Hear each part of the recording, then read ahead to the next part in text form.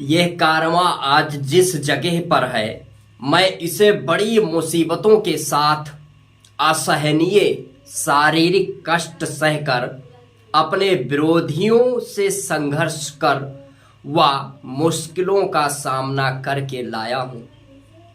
तुम्हारा कर्तव्य है कि यह कारवां सदा आगे ही बढ़ता रहे, चाहे कितनी ही मुश्किलें व रुकावटें क्यों ना आए।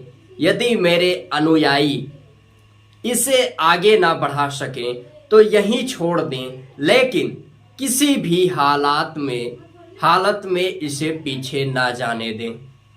यही मेरा अंतिम संदेश है। भारत रत्न डॉक्टर भीमराव अंबेडकर। साथियों, जय भीम। मैं हूं अक्षय और आप देख रहे हैं नेशनल संवाद।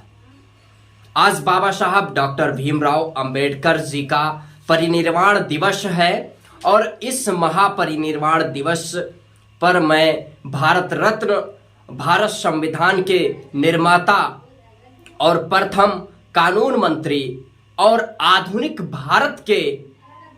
राष्ट्र के निर्माता बाबा साहब डॉक्टर भीमराव अंबेडकर जी को कोटि कोटि नमन एवं श्रद्धांजलि अर्पित करता हूं।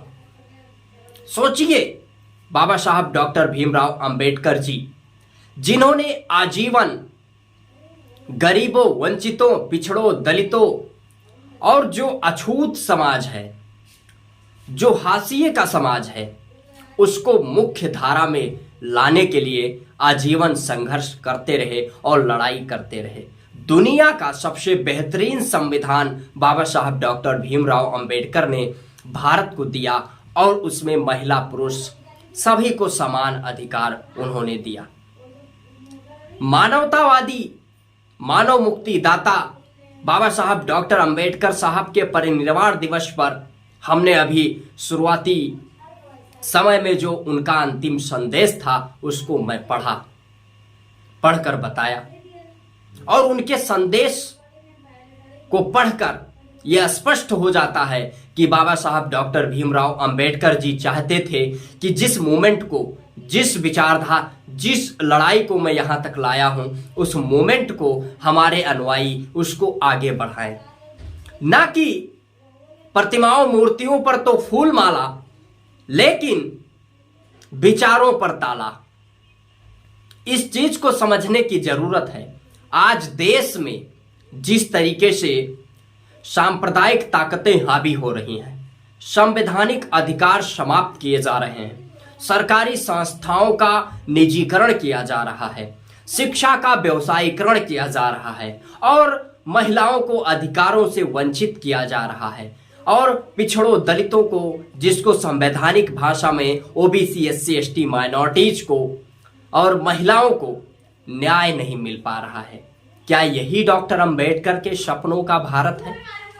लेकिन इस विषय पर सोचने की जरूरत है कि करोड़ों वंचितों, पिछड़ों और ओबीसी, एससी, एसटी, माइनॉरिटीज को बाबा साहब डॉक्टर अंबेडकर ने संघर्ष करके और अधिकार दिलाया।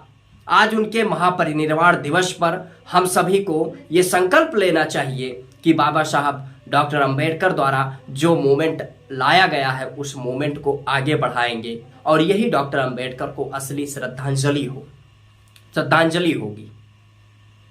और वर्तमान परिदृश्य में जिस तरीके से सांप्रदायिक ताकतें अपनी चरम सीमा पर हों और लगातार देश में जिस तरीके से संवैधानिक अधिकारों का हनन किया जा रहा हो और इस बात की कोई गारंटी नहीं है कि संविधान बचेगा कि नहीं बचेगा, लोकतंत्र बचेगा कि नहीं बचेगा, इस दौर में हम सभी को इस बात को समझने की जरूरत है कि बाबा साहब डॉक्टर अंबेडकर ने, जिन्होंने अथक प्रयासों से हमें एक बेहतरीन संविधान दिया जिससे एक मुकम्मल राष्ट्र का निर्माण हो सके, आधुनिक भारत के निर्माता है डॉक्टर भीमराव अंबेडकर जी ने, उस संविधान को आज समाप्त करने की, संवैधानिक ढांचे पर प्रहार करने की कोशिश की जा रही है, चाहे आरएसएस हो या भारतीय जनता पार्टी हो जो वर्तमान में सत्ता में है। इस चीज को समझने की जरूरत है, इस संविधान को बचाने की जरूरत है, लोकतंत्र को बचाने की जरूरत है, शिक्षा का व्यवसायीकरण जो किया जा रहा है उसको बचाने की जरूरत है, जो देश की सरकारी संस्थाओं को निजी हाथों में दिया जा रहा है, इसके खिलाफ संघर्ष करने की जरूरत है। और डॉक्टर अंबेडकर के सपनों का भारत ये नहीं था कि जहां पर पानी में मटका पी लेने पर पीट पीट कर हत्या कर दी जाए।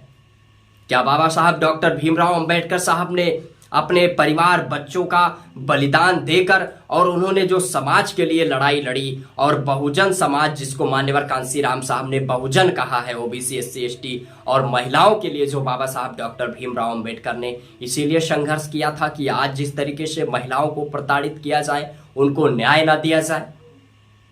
और बाबा साहब doctor Bhimrao Ambedkar ji Hindu code bill के माध्यम से महिलाओं को सामाजिक और आर्थिक जो सम्मान और देने का काम उन्होंने किया।